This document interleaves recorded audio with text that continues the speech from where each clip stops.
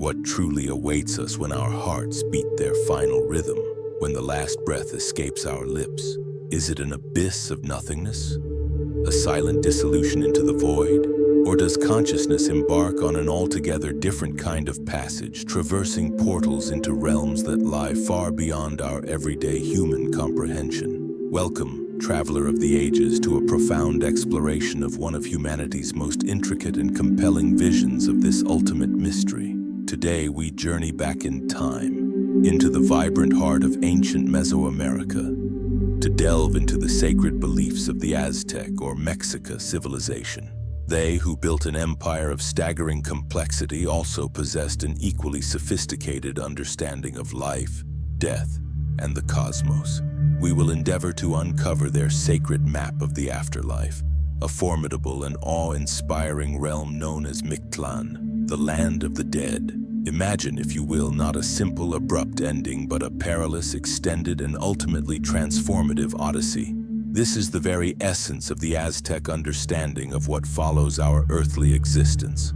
This is not merely a chilling tale of a shadowy underworld. It is a spiritual compass, a metaphysical guide detailing the soul's epic 4-year journey through 9 distinct, arduous, and symbolically rich stages of passage. Prepare yourselves, for together we shall attempt to cross the threshold into Mictlán, to decipher its profound trials and tribulations, and perhaps in doing so gain a deeper glimpse into the Aztec understanding of what it truly means to exist, to die, and to be part of the grand cosmic tapestry.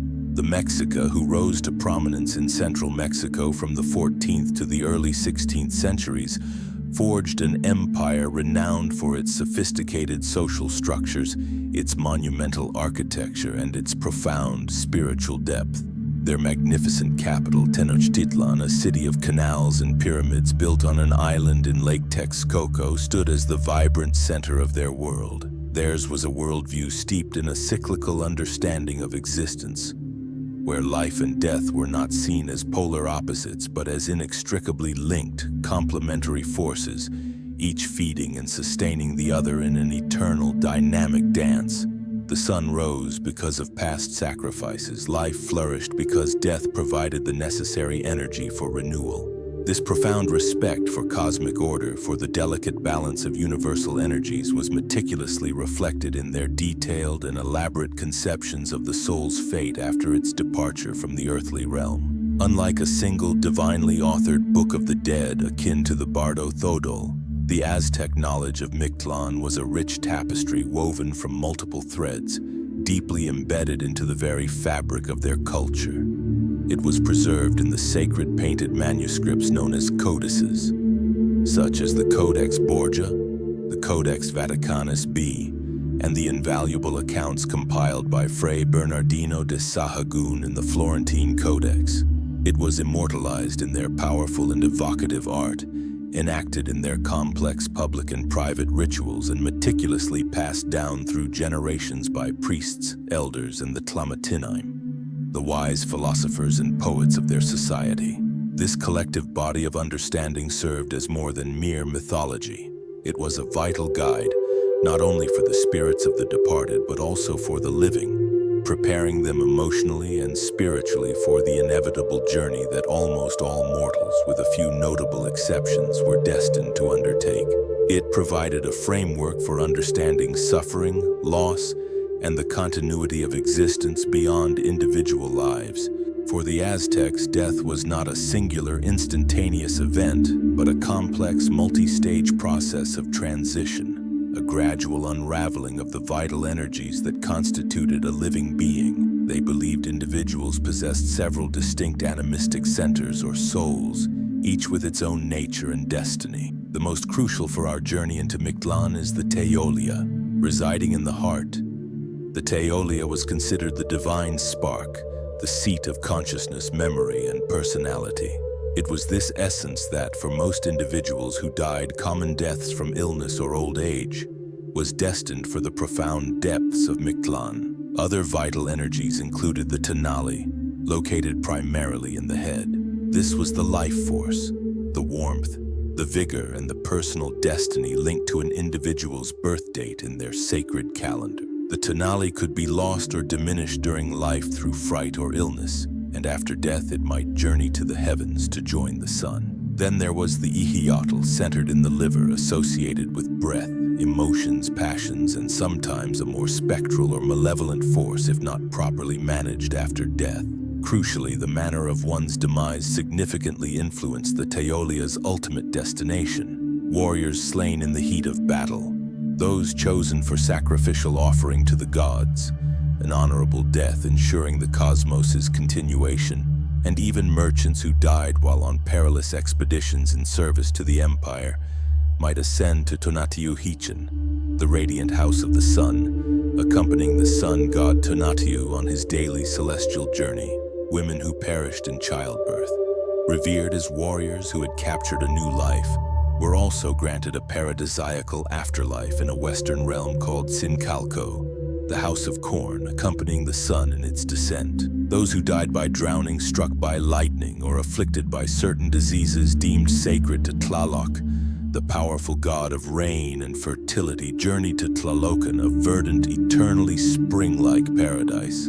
But for the vast majority, for those who experienced what we might term natural deaths, the path led inexorably downwards into the 9 challenging stages of Mictlán. The Mexica understood this arduous journey not as a divine punishment for earthly misdeeds, but as a necessary, albeit grueling process of purification and dissolution. It was a path for the soul to gradually shed its earthly connections, its mortal burdens, and its individual identity, ultimately to find its designated place within the grand cosmic order.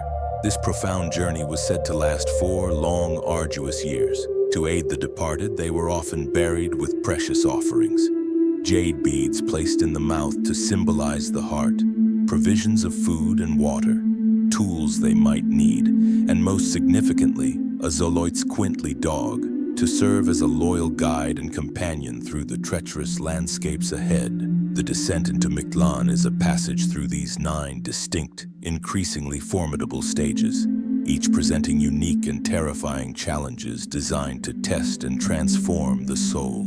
The soul, newly departed, first arrives at the banks of a wide, turbulent, and uncrossable river known as Xoloitzcuintli, the place of dogs. To traverse this initial barrier between the lands of the living and the dead, it requires the indispensable assistance of a Xoloitzcuintli dog. If the deceased had treated dogs with kindness, their loyal canine companion, now a spirit, would carry them safely across. This first trial underscores the Aztec reverence for the natural world and the principle that kindness yields aid. Safely across the river, the soul next faces a harrowing passage at Tepeme Monamictia, the place where mountains crash together. 2 colossal mountains relentlessly collide, and the traveler must exhibit immense courage and precise timing to pass through unscathed. This stage symbolizes confronting seemingly insurmountable obstacles and the courage needed against indifferent forces. The journey continues to Ixtepetl, the obsidian mountain. The soul must traverse this treacherous landscape, enduring painful cuts, symbolizing the endurance of sharp regrets or the cutting away of illusions.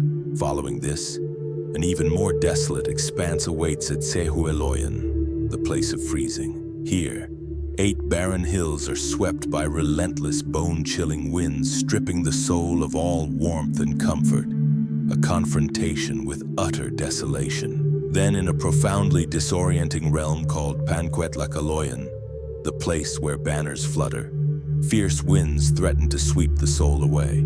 The soul must struggle to maintain its course against these chaotic forces. Some accounts mention arrows being shot by unseen hands. Subsequently, at Temiminaloyan, the place where arrows are shot, the soul traverses a wide path where a constant volley of sharp arrows is launched by mysterious entities testing agility and awareness. A truly terrifying ordeal occurs at Teolocualoyan, the place where hearts are devoured. Here, savage wild beasts, often jaguars, roam seeking to consume the Teolia. The soul must fiercely protect its essence in this profound confrontation with its innermost being. Before the final destination, the soul faces one last great watery obstacle, the Apanhuyayo, the Great Waterway. This involves crossing the Chiconahuapan, 9 turbulent rivers, or navigating a dense, disorienting fog. This represents a final, profound purification, the dissolution of the last vestiges of earthly memory and attachment. At long, long last, after 4 excruciating years, the weary, stripped-down soul arrives at Mictlán, the ninefold Mictlán, the deepest 9th layer. Here in the silent, shadowy domain, it finally comes before the awesome skeletal presence of Xoloitzcuintli, the lord of the land of the dead, and his consort, Mictlán. The soul presents its offerings and then, stripped of individuality and suffering, finds its ultimate enigmatic rest, dissolving into the totality of Mictlán, its energy reabsorbed into the cosmos. Unlike the stark dichotomies of a punitive hell or a blissful heaven based on moral rectitude that characterize many other belief systems, Mictlán was, for most Aztecs, an inevitable destination, a universal process. The 9 trials were not primarily punishments for sins committed in life, but rather a necessary, transformative process of dissolution. They were designed to methodically strip away the soul's earthly accretions, its attachments to the physical world, its memories, and ultimately its individual ego, preparing it for a return to the undifferentiated state of cosmic energy. This journey emphasized the profoundly cyclical worldview of the Mexica. The soul, much like a seed of maize, returned to the earth, died in one form, only to contribute its essence to the ongoing process of cosmic regeneration and balance. The living, too, played a crucial and active role in this grand drama. Through elaborate and heartfelt funeral rites, the continued provision of offerings, most famously echoed in the modern Day of the Dead traditions, which have deep pre-Hispanic roots in festivals like Mictlán, the Feast of the Dead, and sustained remembrance, they provided spiritual sustenance to the departed on their arduous multi-year journey. This was not merely an act of mourning, but a sacred duty that maintained the vital connection between the world of the living and the realm of the dead, ensuring the smooth passage of souls and thereby upholding the cosmic equilibrium. This was not about individual reincarnation into a new life on Earth, but about ensuring the soul's proper journey to its final resting place and its subsequent reintegration into the larger impersonal cycle of the universe. Mictlán, therefore, emerges as far more than a fearsome, primitive underworld. It is a rich, complex, and deeply philosophical tapestry reflecting the Aztec civilization's profound understanding of life, death, sacrifice, and the very structure and functioning of the universe. It speaks volumes about their capacity for facing mortality with courage, their reverence for the forces of nature, and their acceptance of individual impermanence within a perpetually regenerating cosmos. It teaches of profound endurance, the necessary and painful shedding of the self, and the ultimate peaceful return to the source from which all life emerges. The Aztec vision of the afterlife, with its arduous journey and its ultimate dissolution of the individual, challenges us to contemplate our own relationship with mortality, with the unknown that follows. What can we, in our modern, often death-denying societies, learn from their profound acceptance of death as an integral, inevitable, and transformative part of existence? How does this ancient journey, with its stark trials and its promise of an ultimate, albeit impersonal, peace, resonate with our contemporary search for meaning, for continuity, in the face of the inevitable? If this deep exploration of the Aztec underworld and the soul's epic journey through the 9 stages of Mictlán has sparked your curiosity and stirred your imagination, please share this video with others who might appreciate it, and subscribe to our channel for more journeys into the great mysteries of human belief and ancient wisdom. Let us know in the comments below what aspect of Mictlán, or the broader Aztec cosmovision, intrigues you the most, or what questions it raises for you. The path of understanding our ancestors and their views on life's greatest questions is vast and endlessly fascinating. And together we can continue to explore the profound ways cultures across time have sought to comprehend what lies beyond our final breath. Thank you for watching.